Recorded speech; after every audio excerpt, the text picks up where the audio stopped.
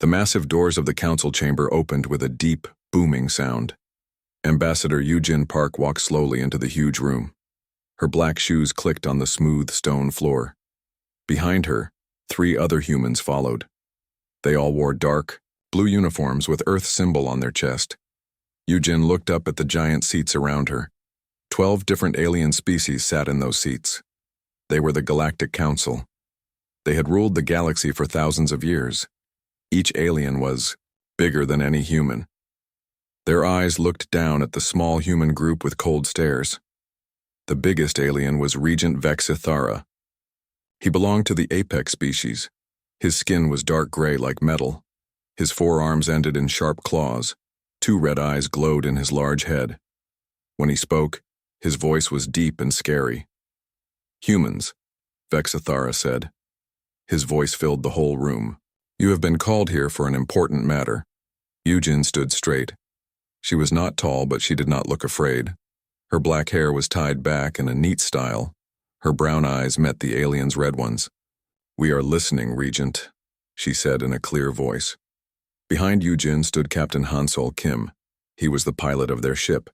His hand stayed close to his side weapon, but he did not touch it. Next to him was Chancellor Bo-Ra Choi. She was Earth's leader for space matters. The 4th human was Admiral Do-Hyun Lee. His old face showed no feelings, but his eyes were sharp and watching. Vexithara stood up from his giant chair. He was 3 times taller than Eugene. His metal-like skin caught the light from above. "The Council has made a decision about your species," he said. "Humans are young. Humans are dangerous. You grow too fast. You build too many ships. You take too many worlds." Another alien spoke up. This one had blue skin and 6 arms. "Your kind fights too much," she said. "You do not follow the old ways. You do not respect your betters." Eugene did not move. She waited for them to finish talking. Vexithara walked down from his high seat. Each step made a loud sound on the stone floor. He stopped in front of the humans. Even standing on the lower floor, he was still much taller than them. "The council will protect you," he said. "But protection costs money. Protection needs payment." "What kind of payment?" Eugene asked. The regent smiled. His teeth were sharp and white. "Every year, humans will give us 60% of everything you make in your factories. You will give us 40% of all your food. You will also send us 500,000 humans to work on our worlds." Eugene felt her heart beat faster, but she did not show it on her face. Behind her, she heard Captain Hansol take a deep breath. 500,000 people? Chancellor Bo-Ra asked. "Every year?" "Yes," said another council member. This alien looked like a giant insect with green skin. "They will work in our mines. They will build our cities. They will serve the council." "For how long?" Admiral Do-Hyun asked. "Forever," Vexithara said. "This is the price of peace. This is the cost of staying alive in our galaxy." The room became very quiet. Eugene could hear her own heartbeat. She looked at each council member. All of them stared back at her with cold, cruel eyes. "And if we say no?" she asked. Vexithara laughed. It was not a happy sound. "No species has ever said no to the council. No species is that stupid." "But if we did say no?" Eugene asked again. The regent's red eyes got brighter. "Then we would destroy your worlds. We would kill your people. We would make sure no human ever travels the way." Stars again. The blue-skinned alien with 6 arms nodded. "We have done this before, many times. Some species thought they were strong. They were wrong." Captain Hansol stepped forward a little. "How many species pay this tribute?" he asked. 47 species. "Pay us now," the insect-like alien said. "They are all happy to serve the council." "Are they really happy?" Chancellor Bo-Ra asked. "Or do they just have no choice?" Vexithara made an angry sound. "You ask too many questions. The decision is made. You will pay tribute. You will send workers. You will obey." Eugene looked at her. "Team." Captain Hansol's face was red with anger, but he stayed quiet. Chancellor Bo-Ra looked worried. Admiral Do-Hyun's old eyes were thinking hard. "We need time to think about this," Eugene said. There is nothing to think about, Vexithara said. You will obey or you will die. Even so, Yujin said, we must return to Earth. We must tell our leaders what you have said. We must let our people know about your offer. The word offer made some council members angry. They made loud, angry sounds in their alien languages. Vexithara held up one of his 4 hands. The room became quiet again. Very well, he said. You have 30 days. 30 Earth days. Return here with your answer. But know this. The answer must be yes. No other answer will be accepted. Another council member spoke. This one looked like a rock with glowing cracks. 30 days to say yes. That is very kind of us. Very kind, agreed the blue-skinned alien. Yujin bowed her head a little. Thank you for your kindness, Regent. We will return in 30 days. Good, Vexithara said. Do not test our patience. Do not try to run away. Do not try to hide. We know where all your worlds are. We know where every human lives. The 4 humans turned to leave. Their footsteps echoed in the big room as they walked toward the doors. Humans, Vexithara called out. They stopped and turned back. Remember what happened to the Kepler species? They said no to us once. Now there are no more Kepler species in the galaxy. The doors closed behind them with a loud bang. In the hallway outside, the 4 humans walked quickly toward their ship. No one spoke until they were far from the council chamber. 500,000 people, Captain Hansol said quietly. Every year. 60% of our factories, Chancellor Bora added. 40% of our food. They want to make us slaves, Admiral Do-hyun said. His voice was hard and angry. Yujin nodded. Yes. They want to break our spirit. They want to make sure we never become strong enough to challenge them. They reached their ship. It was small compared to the giant alien ships around it. The name, Indomitable Spirit, was painted on its side in white letters. As they got ready to leave, Captain Hansol looked at the alien ships around them. There were hundreds of them. Each one was bigger and stronger than any human ship. What are we going to do? He asked.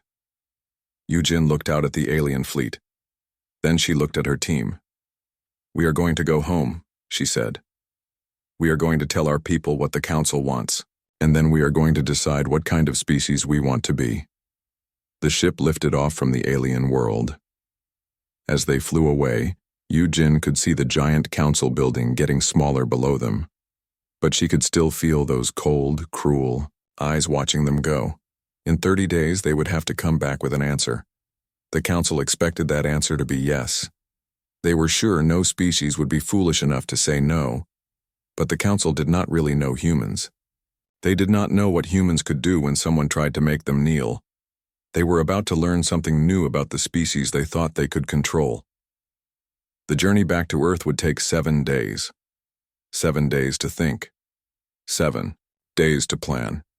7 days to decide the future of humanity. As the ship jumped to light speed, Yujin made a silent promise. Whatever happened in 30 days, humanity would not go quietly into slavery.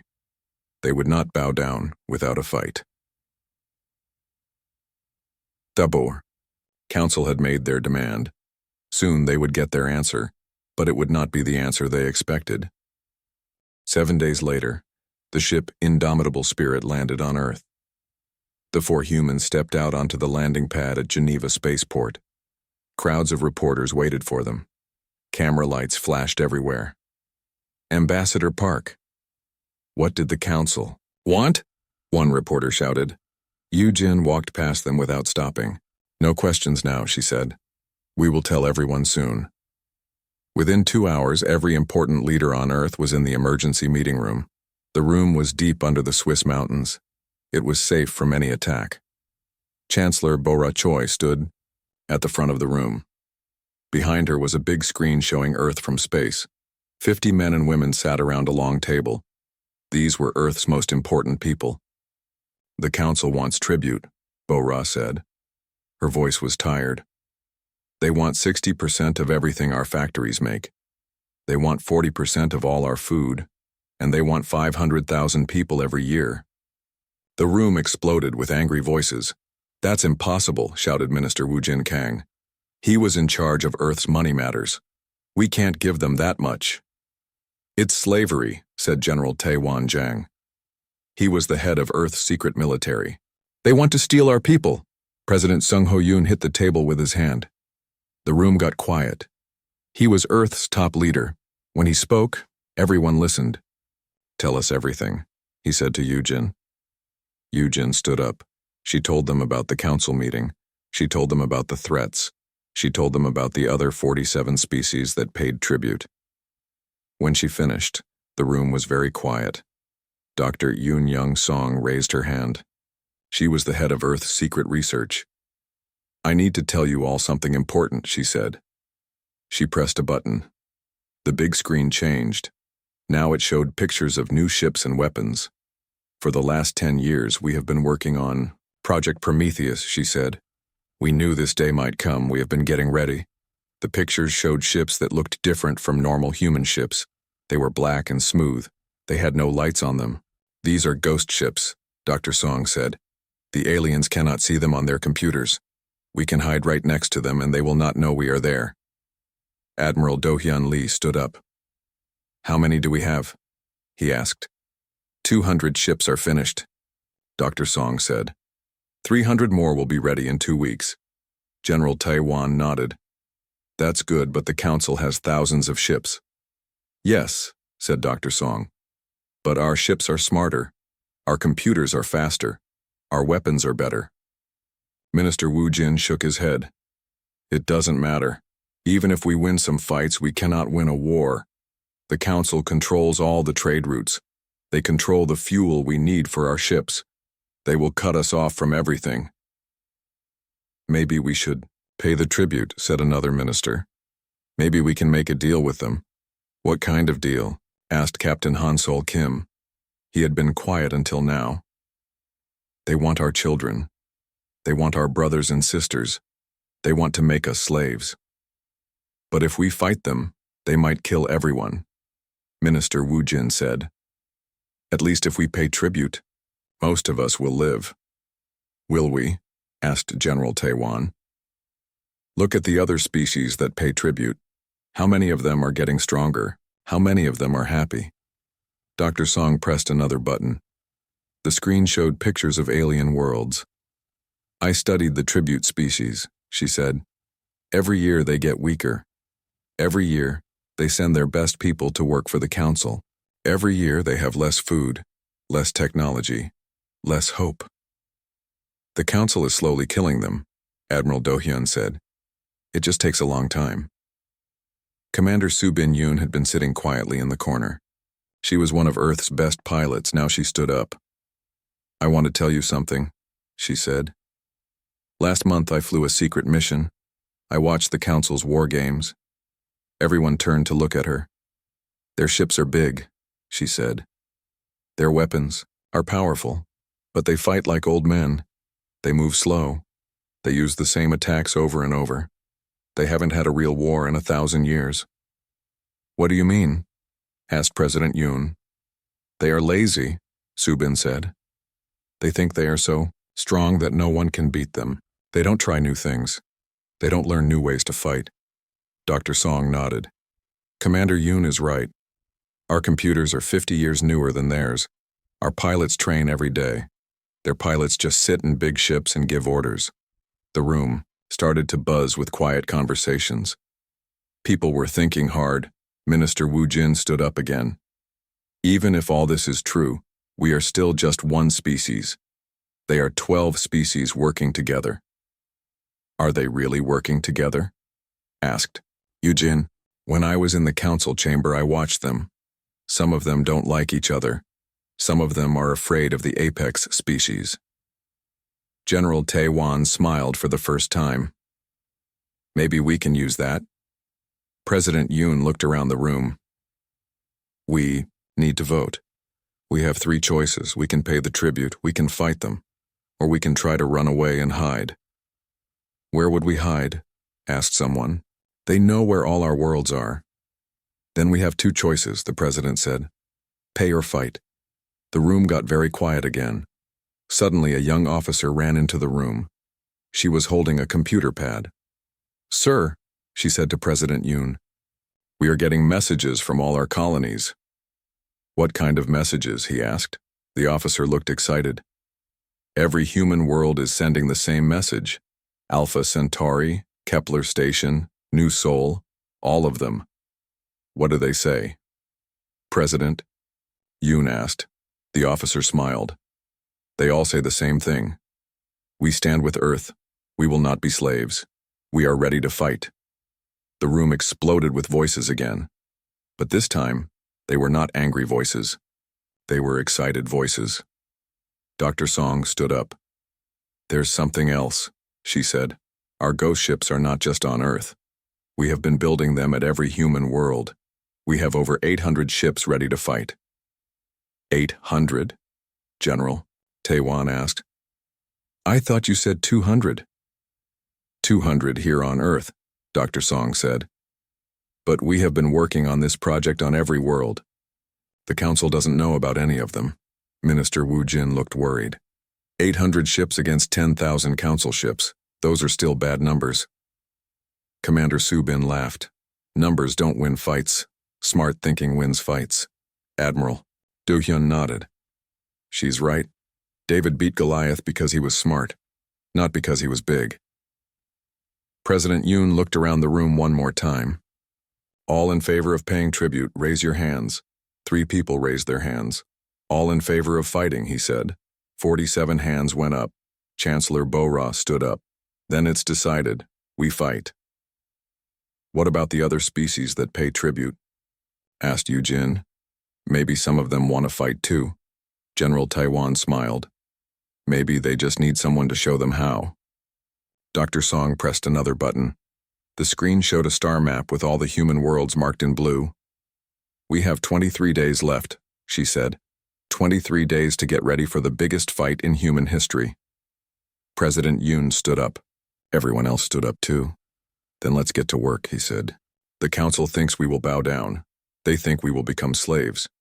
They are about to learn something new about humans. What's that? Asked Minister Wu Jin. President Yoon smiled. It was not a nice smile. It was the smile of someone getting ready for war. They are about to learn that humans don't kneel to anyone. As the meeting ended, people started running to their duties. Ships needed to be built. Weapons needed to be made. Messages needed to be sent to every human world. The Council had given humanity 30 days to say yes, but humanity was going to give them an answer they would never forget. The countdown to war had begun. 30 days had passed. The giant council chamber was full again. The 12 alien species sat in their high seats waiting. Regent Vexithara looked down at the empty floor with his glowing red eyes. The humans are late, said the blue-skinned alien with 6 arms. Maybe they are too scared to come back. Or maybe they are running away, laughed the insect-like creature.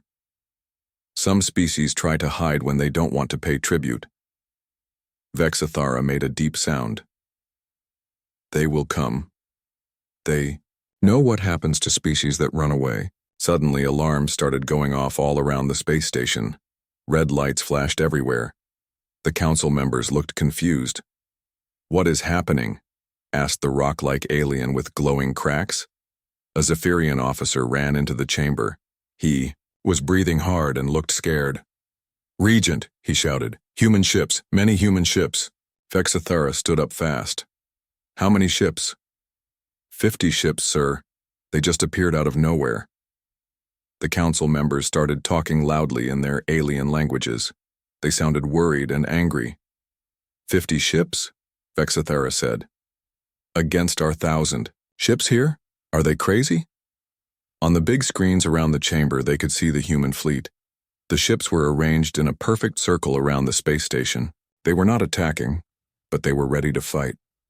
Should we destroy them now? Asked the blue-skinned alien. Vexithara thought for a moment. No. Let them come inside. Let them say their words before they die.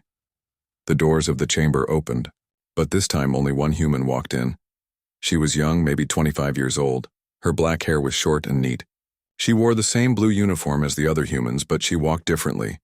She walked like someone who was not afraid. Where is Ambassador Park? Vexathara asked. The young woman stopped in the center of the chamber. She looked up at all, the giant aliens without fear. I am Ambassador Hyejin Nam, she said in a clear, strong voice. I speak for all humans today. Some council members laughed. They send a child to talk to us? Said the insect creature. Hyejin did not look angry. She just smiled a little. I have come to give you our answer, she said. Good, Vexathara said. He sat back down in his giant chair. Tell us how much tribute you will pay. Tell us how many workers you will send. Hyejin looked around at all the council members. She took a deep breath. Our answer is no, she said. The chamber became completely quiet. No one moved. No one spoke. Then Vexathara started laughing. It was a loud, scary laugh that filled the whole room. No? He said. Did this child just say no to the Galactic Council? She did, said the blue-skinned alien. How cute. Hyejin waited for them to stop laughing. When they were quiet again, she spoke. We will pay no tribute. We will send no workers. We will bow to no masters. If you want to take from us, you can try. But you should know something about humans first. What should we know? Vexathara asked. He was still smiling. We are not like the other species you control, Hyejin said. We do not break easily. We do not give up. When someone tries to make us slaves, we fight back. The rock-like alien made an angry sound. You dare threaten the council? I do not threaten, Hyejin said. I promise. If you come to our worlds, to steal from us, we will defend ourselves. If you try to take our people, we will stop you. If you try to make us bow, we will stand up. Vexathara's red eyes got brighter. You stupid child. Do you know how many species have said things like this before? How many? Hyejin asked. Many, Vexathara said. And do you know where they are now? Dead? Hyejin asked. Dead, Vexathara said. All dead. Hyejin nodded. Maybe. But they were not humans. She reached into her uniform and took out a small device. She pressed a button. Suddenly, every screen in the chamber lit up. But they were not showing the human ships anymore. They were showing something else. The screens showed alien worlds where tribute species lived. They showed empty cities. They showed hungry children. They showed people working like slaves in mines and factories. What is this? The blue-skinned alien asked. This is the truth, Hyejin said. This is what your protection really means. This is what happens to species that pay tribute. More images flashed on the screens. They showed the Council's secret prison worlds. They showed the tribute workers who never went home. They showed species that used to be strong but were now weak and dying. Turn it off, Vexathara shouted, but the images kept playing. And they were not just playing in the council chamber. They were playing on every communication device in the galaxy. Every alien, on every world, was seeing the truth about the council's tribute system. We have sent this information to everyone, Hyejin said. Now the whole galaxy knows what you really are. Vexathara stood up. All four of his arms were shaking with anger. You will die for this. Maybe, Hyejin said. But the truth is already out there. You cannot take it back. The insect-like creature clicked its claws together. Kill her now. Wait, said a new voice. Everyone turned to look. It was one of the council members who had never spoken before. He looked like a tall, thin tree with silver bark. What is it, Whisper? Vexathara asked. I want to hear more, Whisper said. His voice was soft and strange. What do you want, human child? Hyejin looked at him.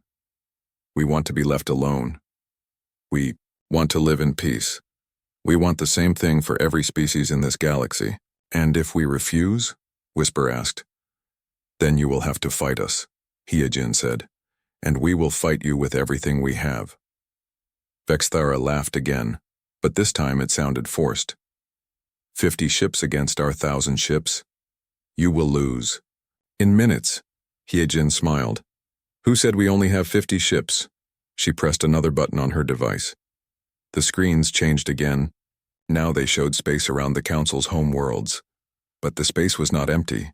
It was full of ships, hundreds and hundreds of human ships. But something was wrong. The Council's sensors could not see the ships on the screens. Their computers said the space was empty. Ghost ships, Heejin said. You cannot see them until we want you to see them. The Council members started talking loudly in panic. Some of them were shouting orders to their fleets. Others were trying to call their homeworlds. This is impossible, Vexthara said. Our sensors are the best in the galaxy. Your sensors are old, Hyojin said. Your technology is old. Your thinking is old. You have ruled for so long that you forgot how to learn new things. She started walking toward the door. I came here to be polite, she said. I came here to tell you our answer face to face like civilized people should do. She stopped at the door and turned back. Consider our message delivered, she said. Stop, Vexthara shouted. You cannot just leave. Watch me, Hyojin said. She walked out of the chamber. The doors closed behind her. On the screens, the 50 human ships around the space station started to move. But they did not retreat. They did not run away. They just disappeared. One moment they were there. The next moment, they were gone. The Council's sensors showed nothing but empty space. In the chamber, the 12 Council species stared at the empty screens. For the first time in 1,000 years, someone had said no to them. Someone had walked away from them. Someone had made them look weak. What do we do now? Asked the blue-skinned alien. Vexthara's red eyes were burning with anger. Now we show the galaxy what happens to species that defy the Council. But as he said the words, he wondered if it would be as easy as he thought. The humans had surprised them once. What other surprises did they have waiting? The war was about to begin, and for the first time in centuries, the Galactic Council was not sure they would win. 3 days after the humans left, the biggest war fleet in galactic history gathered at Nexus Prime. 10,000 ships from all 12 Council species filled the space around the capital world. The fleet was so large that it blocked out the stars.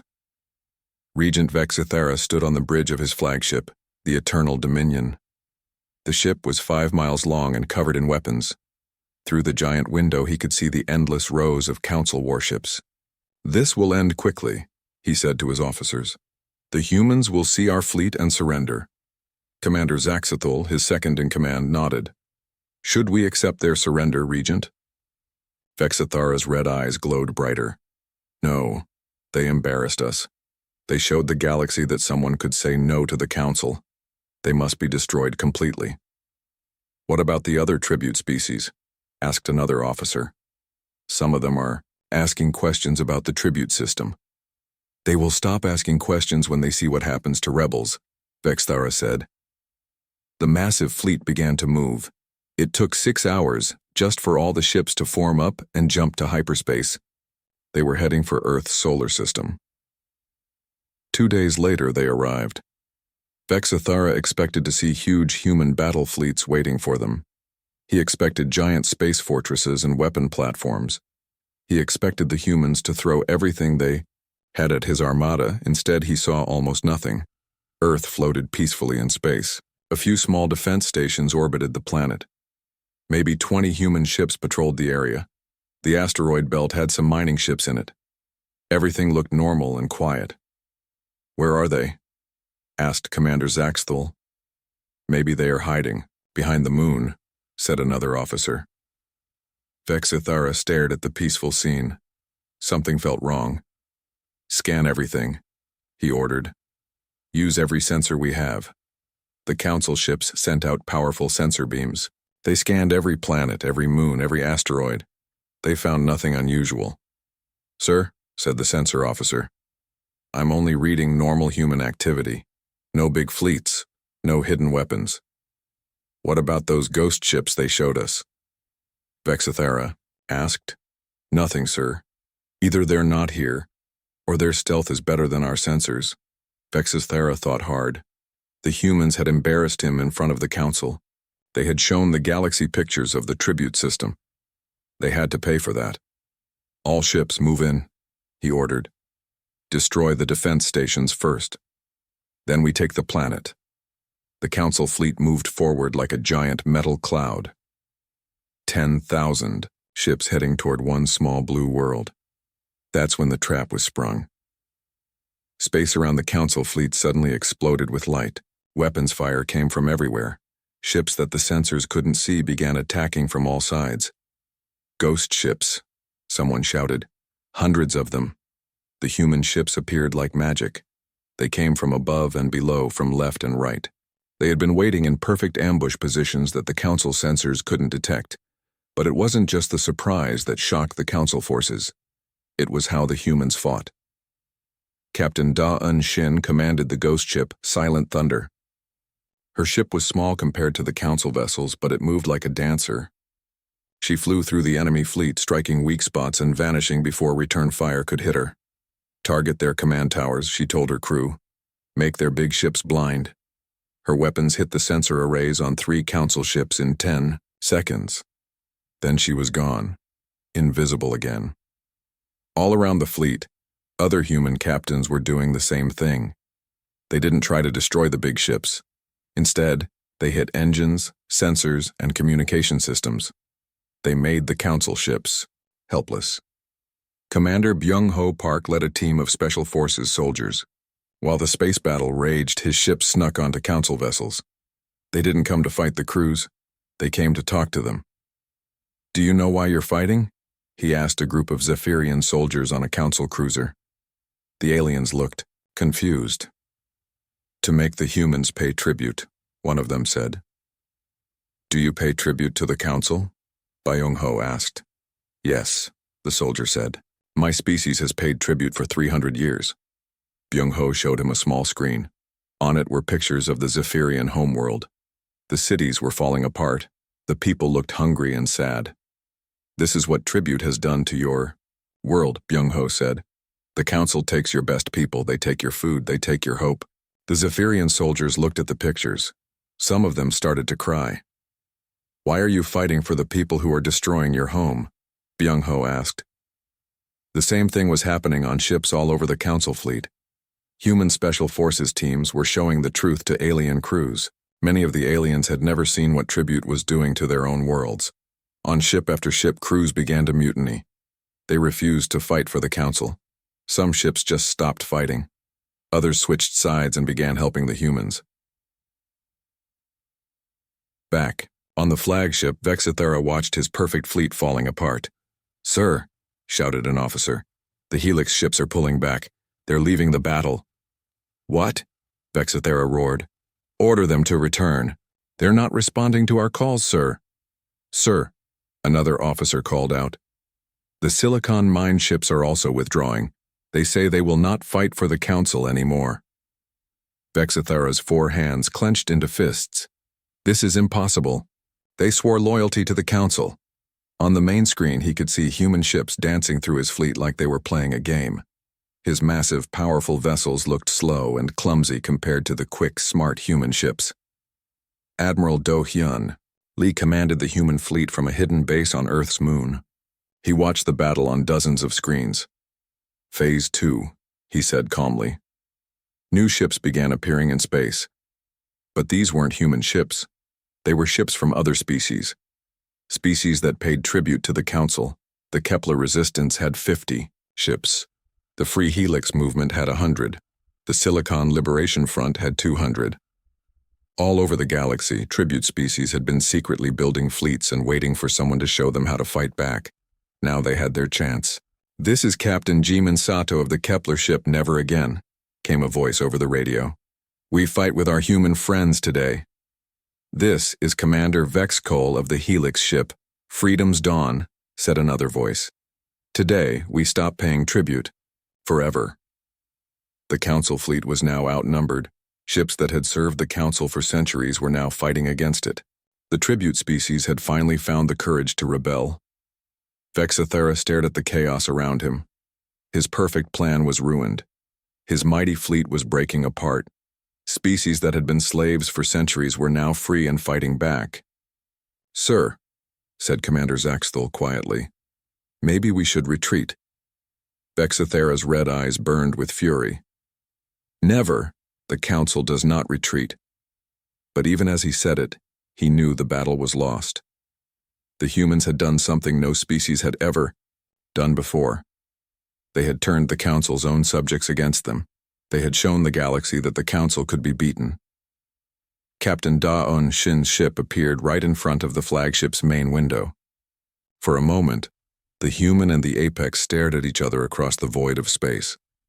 Then the human ship disappeared again, leaving Vexithera alone with his anger and his fear.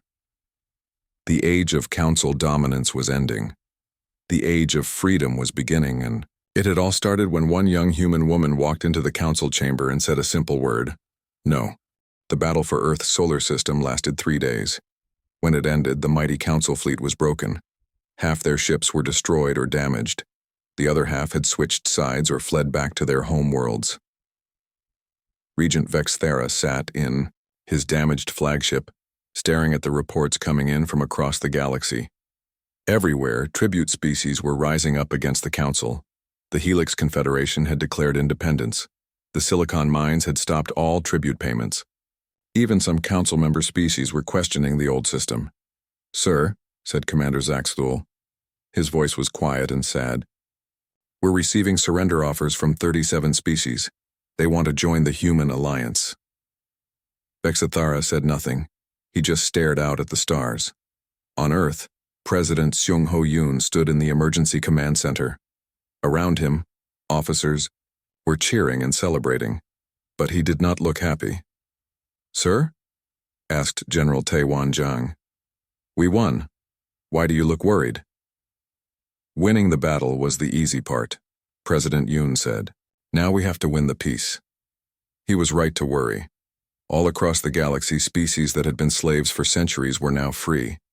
But they didn't know how to be free. Some were fighting each other. Some were trying to become conquerors themselves. Some were just lost and confused. Ambassador Yoo-Jin Park came into the command center. She had been talking to representatives from dozens of different species.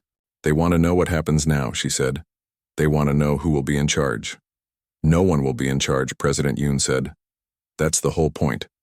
3 weeks later, on a neutral world called Haven, the first meeting of the new Galactic Alliance took place.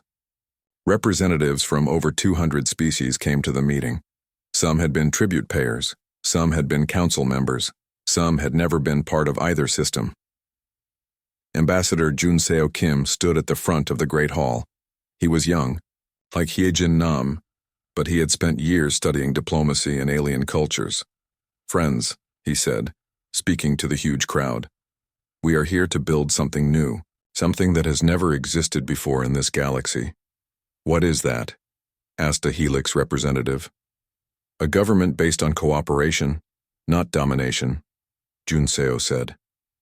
"A system where every species has a voice, not just the strong ones." Some aliens in the crowd made doubtful sounds. "How can this work?"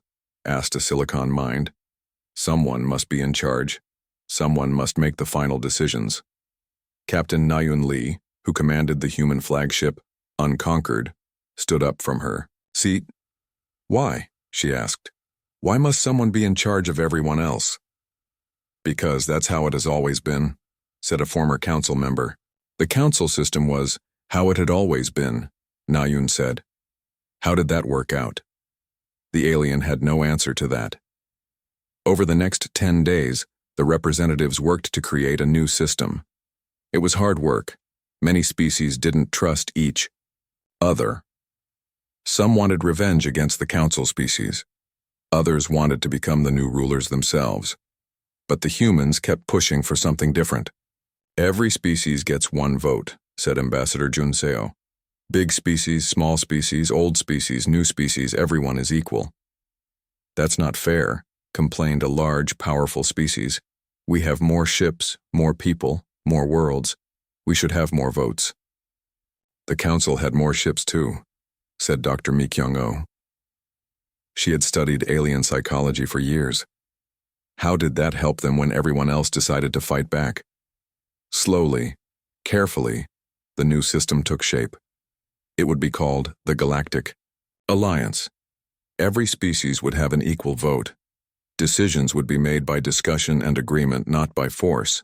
There would be no tribute, no forced labor, no species would rule over others. Some of the former council species refused to join. The apex, led by Vexithara, withdrew to their core worlds. They said they would have nothing to do with the new system. Let them go, President Yoon said when he heard the news. Freedom includes the freedom to choose badly. But most species chose to join the alliance. Even some who had been part of the council for centuries decided they wanted to try something new. 1 year later, Ambassador Junseo Kim stood before the first official session of the Galactic Alliance Congress. The meeting was being held on Haven, which had become the Alliance capital. The Great Hall was full of representatives from 847 different species. They came in all shapes and sizes. Some breathed oxygen, some breathed methane. Some were made of metal, others of energy. But they all had one thing in common. They were all free. 1 year ago, Junseo said, a young human woman walked into the council chamber and said one word: no. That word changed everything. The crowd cheered. Many of them had been there when Hyejin Nam delivered humanity's reply to the council. Today we begin a new chapter in galactic history, Junseo continued. Not a chapter written by conquerors or rulers, but a chapter written by free people working together. It wasn't perfect. There were still problems to solve. Some species were fighting border wars. Others were struggling with poverty after centuries of tribute payments. The old council species were bitter and angry, but for the first time in thousands of years there was hope in the galaxy. On a small human colony world called New Busan, a little girl named Irene Cho looked up at the night sky. Her grandmother sat beside her on the porch of their farmhouse. Grandmother, Aaron said, tell me the story about the council again. The old woman smiled. She had told this story many times, but she never got tired of it. Once upon a time, she said, there were mean aliens who wanted to make humans into slaves. They thought humans would be scared and do whatever they said. But humans weren't scared, the little girl asked. Some were scared, her grandmother said, but they were brave anyway. And do you know what they told the mean aliens? No, Aaron said, even though she had heard the story 100 times. That's right, her grandmother said. They said no, and that one little word changed the whole galaxy. Aaron looked up at the stars. Somewhere out there, hundreds of different species were living free because humans had refused to bow down. Will the mean aliens ever come back, she asked. Her grandmother thought about that. Some of the council species were still angry. Some of them might try to rebuild their empire someday. Maybe, she said. But if they do, we'll be ready for them. What will we tell them? Aaron asked. Her grandmother smiled and hugged her tight. The same thing we told them before, she said. No. Up in the stars, the galaxy kept turning. Species that had been enemies were learning to be friends. Worlds that had been poor were becoming rich again. People who had been slaves were becoming leaders. It wasn't perfect. It might never be perfect. But it was free. And it had all started with one simple word, spoken by a young human woman who refused to kneel. The council had ordered humanity to pay tribute. Humanity's reply had shaken the galaxy, and now the galaxy would never be the same. The end.